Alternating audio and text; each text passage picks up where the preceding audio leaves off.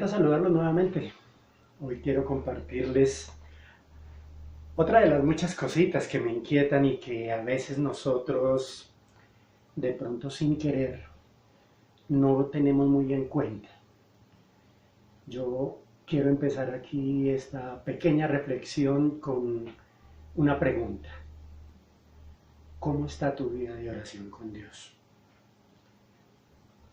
La pregunta no es tanto en qué cantidad. Yo oro 2, 3 horas en la mañana, yo oro a cada ratico, yo oro. Sino la pregunta es más bien, ¿cuál es la calidad de tu oración?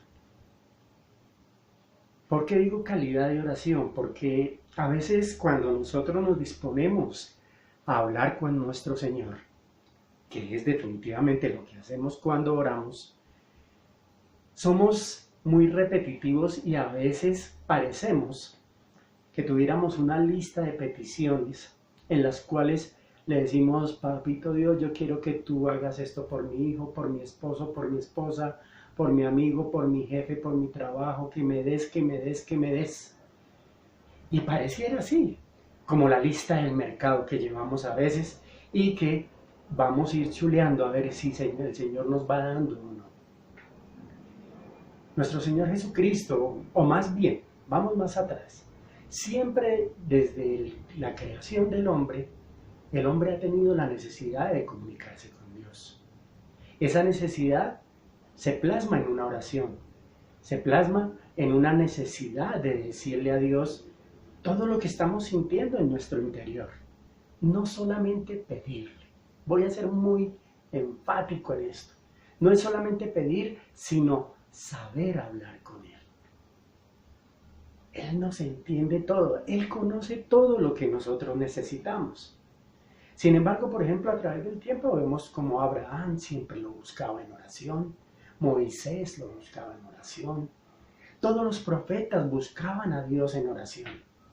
El mismo Jesucristo, en el Evangelio de San Lucas nos enseña, nos deja el modelo de cómo debemos orar, clamándole primero a Él, pidiendo su protección, reconociendo que Él es el único en el cielo y en la tierra, diciéndole que nos dé la provisión diaria. En fin, es un modelo de oración. Y siempre lo hemos llamado el famoso Padre Nuestro. Pero existen otras formas de orar. Existen unas formas más directas y al fin y al cabo, la oración debe ser algo muy personal. No digo que no se debe orar en grupo, también se debe hacer. Pero en el momento en que tú buscas hablar con Dios, comunicarte con Él, debes estar dispuesto a dos cosas. La primera, que lo que tú le vayas a decir sea claro y concreto. Y segundo, que esperes la respuesta de Él.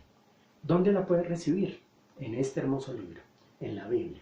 Al fin y al cabo, por eso lo he dicho siempre, se llama la palabra de Dios. Dios hablándonos a nosotros. ¿Es así? Bueno, ya teniendo claro esta perspectiva, digámoslo así, de la oración, vuelvo y repito. Desafortunadamente, por ejemplo, si una esposa quiere que su esposo cambie, que deje de tomar, que deje, algún problema, pues simplemente le decimos: Dios mío, ayúdame a que mi esposo cambie. Dios mío, haz que mi hijo ya no se junte más con esas amistades que de pronto le pueden generar problemas. Dios mío, dame un mejor trabajo. Dios mío, ayúdame. Dios mío, dame. Dios mío, dame. Volvemos a lo mismo. Yo quiero que veamos y voy a dejarles una pequeña tareita. En la Biblia, en el Nuevo Testamento, más del 70% del Nuevo Testamento fue escrito por el apóstol Pablo. Y son unas cartas que él escribe a diferentes destinatarios. La forma en que se dirige a cada uno de sus destinatarios nos enseña una forma de cómo debemos orar. No sin antes tener en cuenta un versículo que siempre ha marcado mi vida y que espero marque la de ustedes, que está en el Evangelio de San Mateo, capítulo 6, versículo 33. Dice: mas buscad primeramente el reino de Dios y su justicia, y todas las cosas os llegarán por añadidura. Buscar primero a Dios. Entonces, en este momento que estamos hablando de la oración y la reflexión que yo quiero dejarles hoy a ustedes, es eso. Yo quiero leerles una de las muchas introducciones y saludos que utiliza el apóstol Pablo cuando escribe sus cartas. Está en la epístola del apóstol San Pablo a Filemón, en el capítulo, aquí no hay sino un solo capítulo, vamos a leer del versículo 4 al versículo 6 que dice así: Doy gracias a mi Dios haciendo siempre memoria de ti en mis oraciones, porque oigo del amor y de la fe que tienen hacia el Señor Jesús y para con todos los santos, para que la participación de tu fe sea eficaz en el conocimiento de todo el bien que está en vosotros por Cristo Jesús. Primero que todo, querida esposa, querido padre que quieres orar por tu hijo, querida esposa que quieres orar por tu esposo, querido obrero que quiere orar por su jefe, primero que todo, pongan a esa persona en la presencia de Dios. Dice, doy gracias a Dios haciendo siempre memoria de ti en mis oraciones. Primero Dios, primero da gracias a Dios por haberte dado ese esposo, por haberte dado ese hijo, por haberte dado ese trabajo, por haberte dado esa iglesia, por haberte dado esos hermanos. Es así. Comenzamos bien.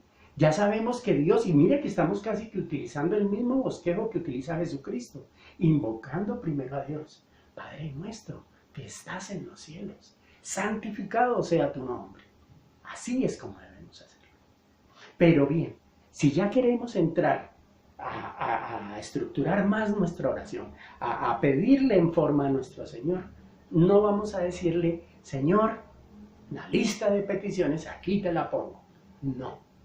Vamos a hacer lo que dice el apóstol Pablo aquí, que dice, porque oigo el amor de la fe que tienes hacia el Señor y para con todos los santos, para que la participación de tu fe sea eficaz en el conocimiento de ¿quién? De todo lo que implica conocer a Jesucristo. Ahí está la clave. Muchas veces nos quejamos y pensamos que nuestra oración no está siendo escuchada por Dios. Sí está siendo escuchada, pero es que no estamos pidiendo bien. Porque si nosotros primero ponemos a ese esposo, a ese hijo, a ese amigo en la presencia de Dios, Dios dice, ellos quieren que yo lo retome. Tenemos que dar un paso, sí, compartirle nuestra fe en Dios, pero sobre todo, primero pedirle a Dios en oración. Voy a poner el ejemplo, por ese hijo. Madre, padre, ¿tú vas a orar por ese hijo? Lo primero que debes hacer es decir, Señor, en tus manos quiero colocar a mi hijo y quiero que tú formes parte de su vida, que tú llegues a su corazón, a su espíritu, que lo inquietes. Yo, como padre, voy a estar pendiente de dar un buen testimonio, de enseñarle que lo mejor es vivir una vida plena contigo. Esa es la forma. ¿Quieres orar por tu esposo? ¿Quieres orar por tu esposa? Colócalos primero frente a Dios y pídele a Dios que el conocimiento claro de su palabra y de su infinito amor y su deseo de salvarnos se meta en ese ser, en esa persona por la que yo estoy orando. Bien lo dice, y vuelvo y repito el versículo que les dije en Mateo 6:33. Buscad primeramente el reino de Dios y su justicia, y todo lo demás va a llegar. Es fácil. Nosotros hacemos al contrario. Si de pronto a nosotros en nuestra oración le pedimos que nuestro esposo no fume, por decir algo, y se da ese milagro que dejó el cigarrillo, ahí sí vamos y le decimos a Dios, gracias. Pero simplemente le decimos así, no. Tenemos que enfocarnos muy bien en pedir que la presencia de Dios sea lo primero que llegue a una persona. Yo te lo garantizo, que cada vez que una persona recibe a Jesucristo como el único camino para poder llegar a Dios, para poder lograr su salvación, esa es la mejor forma y la forma más directa que tenemos para hacerlo. Piensa en esto. ¿Quién es el único que puede hacer milagros? Dios. ¿Quién es el único que puede cambiar a tu hijo? Dios. ¿Que nosotros podemos interceder? Sí, pero Dios es el único que obra y que hace en la vida. ¿Pero qué tenemos que hacer? Colocarlo en sus manos. Nada ganamos con pedir una cantidad de cosas si no ponemos esa persona, esa necesidad en las manos de nuestro Creador. Por eso es que nosotros siempre, y yo he querido tomar este nombre, Jesucristo es el único camino que nos puede llevar al Padre. Él, cuando estaba siendo crucificado, nunca clamó por él. Él siempre inclusive pidió porque los perdonara, que Dios tomara ese lugar allá en los corazones de las personas que lo estaban crucificando para que perdonarlos. Porque él sabía que una vez que esté el perdón de Dios en la vida de un hombre, las cosas van a cambiar y van a llegar todo lo que pidamos por añadidura. Ánimo. Sí, que tu vida de oración sea una vida amplia, que en cada momento podamos estar siempre clamando y pidiéndole a Dios, pero sobre todo que sepamos que lo primero es que la presencia de Dios tome el control de nuestras vidas. Entonces, ¿cuál es la tarea?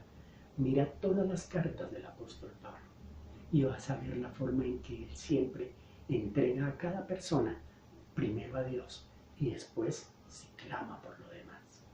Él nunca dice, Señor, dele trabajo a Timoteo, a Pedro, dele salud a fulanito, a sutanito. No, es que tu vida, Señor Dios, llegue a la vida de ese ser por el cual estoy intercediendo.